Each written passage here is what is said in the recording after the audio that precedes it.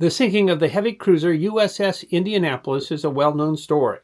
The loss of the ship just 12 days before the end of the war to torpedoes fired by the Japanese submarine I-58 represented the single greatest loss of life at sea in the history of the United States Navy. Yet amid disaster, tragedy, mistakes, and what some would even call incompetence came self-sacrifice and heroism that deserves to be remembered. Commissioned in 1932, the 610-foot, 3-inch long, 9,950 long-ton USS Indianapolis had seen significant action through the war in the Pacific. Part of the Pacific Fleet, she had been at sea on December 7th, conducting a mock bombardment at Johnson Atoll, and thus missed the Japanese attack on Pearl Harbor. Lieutenant Junior Grade Robert Adrian Marks, who went by Adrian, however, witnessed the attack aboard the gunboat USS Sacramento. A 1937 graduate of Northwestern University Naval Reserve Officers Training Corps, Marks had attended the University of Indiana School of Law, receiving his law degree in 1940 before being called into active service. The little gunboat had not been damaged in the attack, but had witnessed the worst, both defending against the attack, the boat was credited with downing 2 planes, and engaging in rescue operations. Military writer Thomas Wildenberg wrote in the August 2025 edition of Naval History magazine, "The death and suffering undoubtedly witnessed by Lieutenant Marks that day must have left an indelible image in his mind." Also there for the attack was Lieutenant Machitsura Hashimoto, torpedo officer of the Japanese Type C cruiser submarine I-24. The submarine had not participated in the attack, but had carried a midget submarine, HA-19, which was sent to attack ships in the harbor. Lost when its compass was broken, the HA-19 would become lost, and its crew become the first Japanese captured in the war.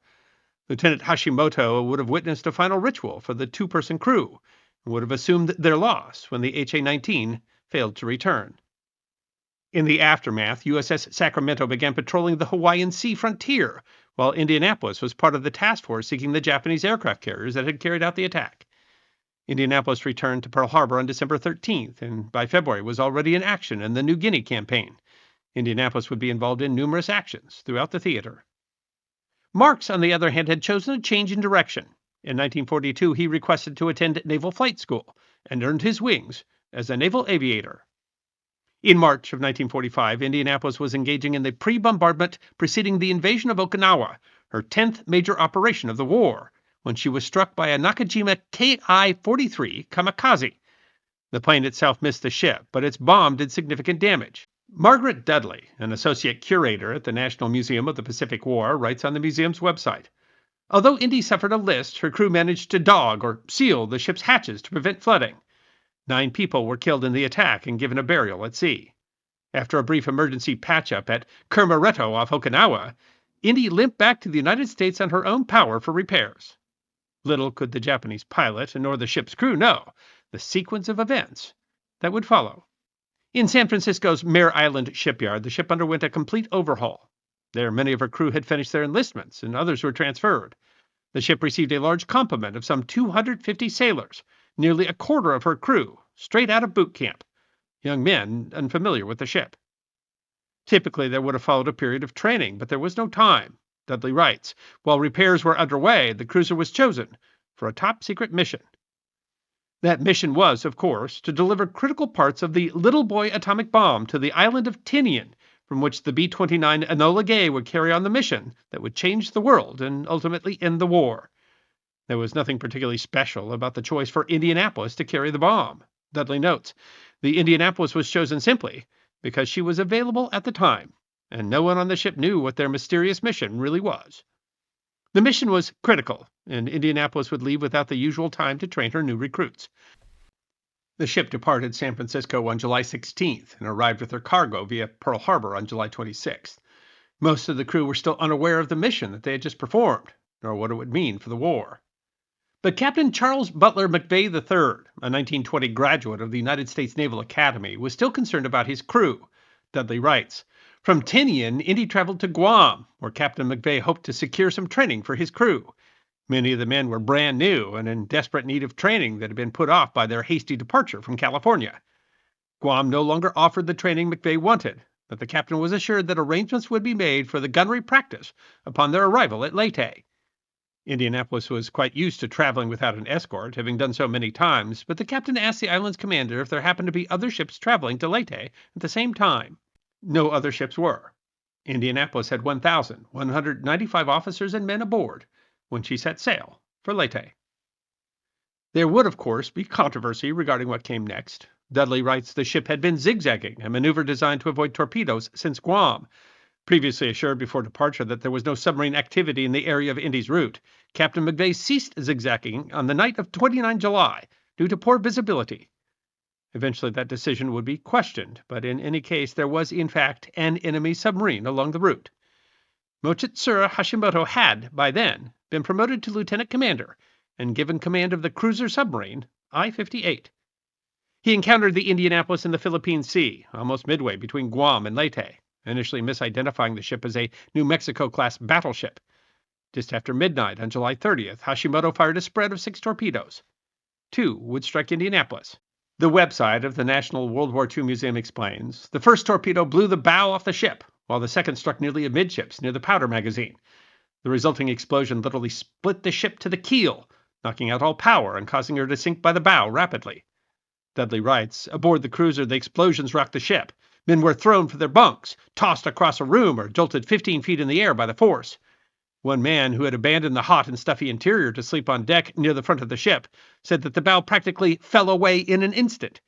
Water poured in through the gaping holes in the starboard side, and Indy began to list. The New York Times reported, rocked by the explosion, she rolled over and sank in 12 minutes.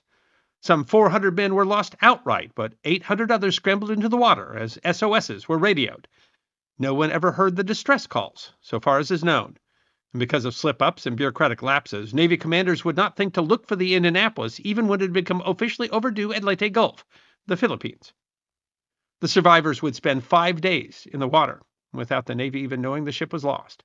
Dudley explains the story of the Indianapolis's crew's 5 horrific days in the water is well known, although often with popular rumors clouding the true facts. Contrary to the testimony of Captain Quint from the movie Jaws, sharks played a minimal role in the deaths of crewmen at sea, although they fed on many of the bodies after the men died. Although sharks did, Dudley writes, take the lives of some, the far greater number suffered from exposure and dehydration, sunburn, and saltwater-induced sickness. Dudley writes, some men simply gave up hope and quietly drowned. And over that time, the survivors became increasingly spread out. As Dudley explains, the crew was strung out in groups of varying sizes across miles of ocean, and these groups floated further away as the wind and waves drove them apart over the next few days. The Times writes, by Thursday, August 2nd, only 320 of the men were still alive. Then at about 10 a.m., a Navy pilot flying a routine mission spotted figures bobbing in the water. That pilot was Lieutenant Junior Grade Wilbur C. Chuck Gwynn, a member of Patrol Bombing Squadron 152, stationed at Peleliu in the Mariana Islands, flying a Lockheed PV-1 Ventura. He discovered the survivors by accident, seeing an oil slick while trying to fix a broken antenna. The United States Navy Memorial writes, Gwynn assumed it might be from a Japanese submarine disabled in the ocean below. Excited with his find, Lieutenant J.G. Gwynn took over the controls again and circled around, hoping to drop his bombs on the imagined submarine. But as he drew nearer, he realized there was a large number of men bobbing lifelessly in the water. He immediately radioed his discovery to his base at Peleliu. Gwynn also dropped what life jackets and canisters of water he had to the survivors, but the canisters ruptured on impact. Seaman Richard Thalen, one of the new men who had joined the ship in San Francisco, recalled, the plane came over top of me, and I'll never forget it. Survivors would call Gwynn their angel in the sky. Gwynn radioed his base at Peleliu, the United States Navy Memorial writes. Rather than immediately sending a rescue crew, the Navy ordered a single airplane to do recon. That plane was a Catalina PBY of Patrol Bombing Squadron VBP-21. The pilot was Adrian Marks. That was mere coincidence, he later explained. The standby plane was already out on another strike. I happened to be around at the time is all. He had no idea what he would encounter. First word was that we had a PV circling a life raft. I presumed that a plane had been ditched, and I took off at 12:42. It was while en route that he was surprised to receive word that it wasn't a single life raft, but an estimated 150 men. I at first thought the message was garbled up. I thought it would be a good idea to get to the scene as quickly as possible. Marks was met on the scene by his squadron commander, Lieutenant Commander George Atterbury, who had taken over for Gwen, flying a PV-1. Atterbury took him on a tour of the vast area in which the survivors had been scattered. Marks later told the press, "Scattered small groups were everywhere, without any help except life jackets, and I thought that they needed assistance more than the ones in the rafts. I knew that no ship would be on the scene until midnight, so after looking the area over at 16:02, I commenced dropping survival equipment." He later indicated that he threw out not just all the extra equipment they carried, but his own plane's equipment as well. Author Bethany Kelly Patrick writes on the website military.com, "Mark's crew threw out life rafts and shipwreck kits, but the survivors were too weak to reach them. Marks immediately radioed for help, but he knew that he had to do what he could to save as many men as possible. But then he made another decision. I figured that the only way we could save the single groups would be to land near them if possible. At 16:25, I sent a message to the base advising the number of survivors, asking for survival equipment, etc. About 16:30, I decided a landing would be necessary to gather in the single ones.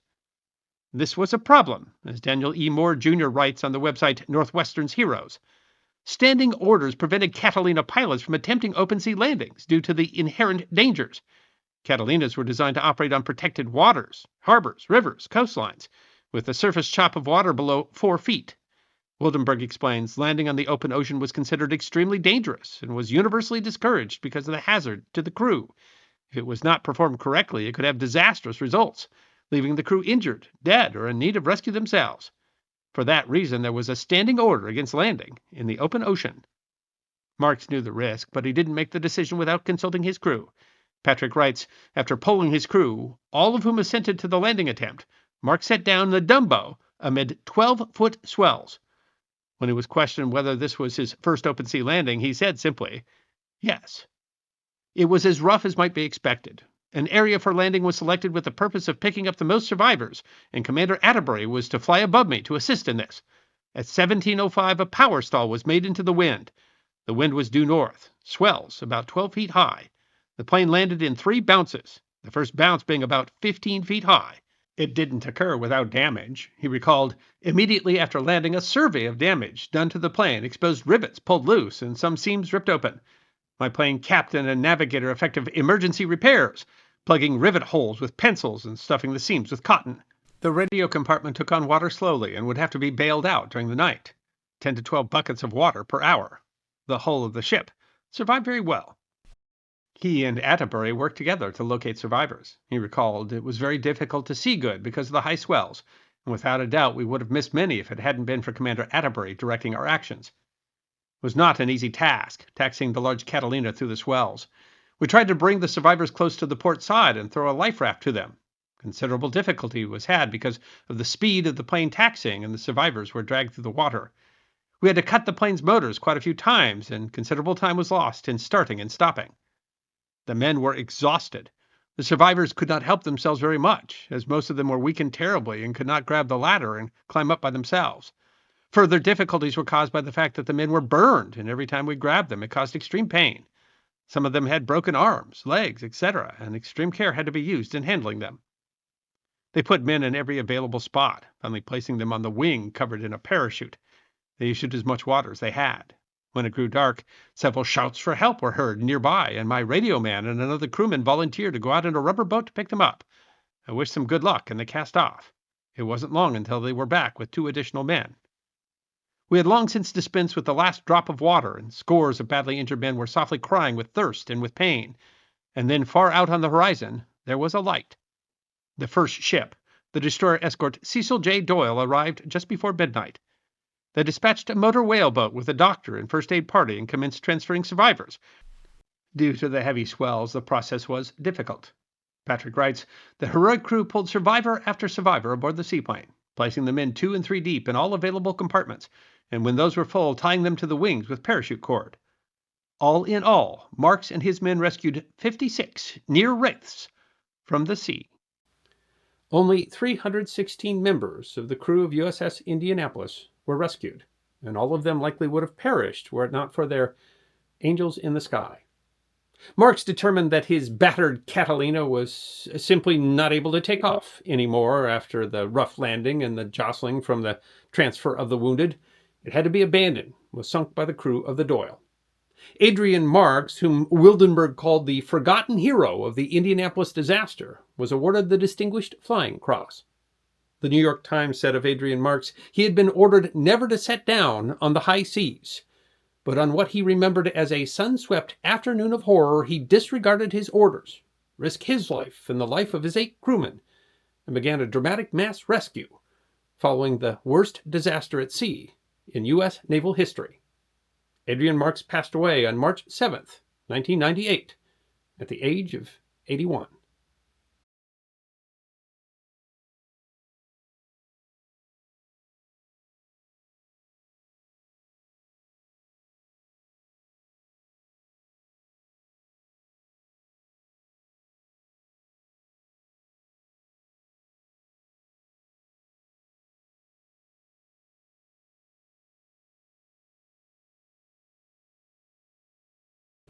I hope you enjoyed watching this episode of The History Guy, and if you did, please feel free to like and subscribe and share The History Guy with your friends. And if you also believe that history deserves to be remembered, then you can support The History Guy as a member on YouTube, a supporter on our community at Locals, or as a patron on Patreon. You can also check out our great merchandise shop or book a special message from The History Guy on Cameo.